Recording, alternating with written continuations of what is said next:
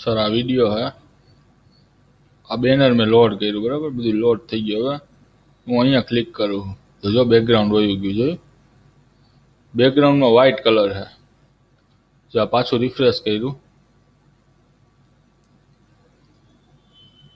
જો આ બેકગ્રાઉન્ડમાં હે વ્હાઇટ કલર. હવે હું આને કેનવાસની બહાર ક્લિક કરું અહીંયા, એટલે જો વયું ગયું. પણ જો હું અહીંયા પાછું કરીશ ને તો કલર ઓટોમેટિકલી વ્હાઇટ લઈ લે. જોયું ઇમેજ કરીશ એટલે પોપઅપ ખુલ્યું, નન થઈ જાય. અહીંયા કલર આ રહેવું જોઈએ ને, એવું આમાં કંઈક એ પ્રોબ્લેમ છે. જો આ રિફ્રેશ 284 નંબર છે ટેમ્પલેટના.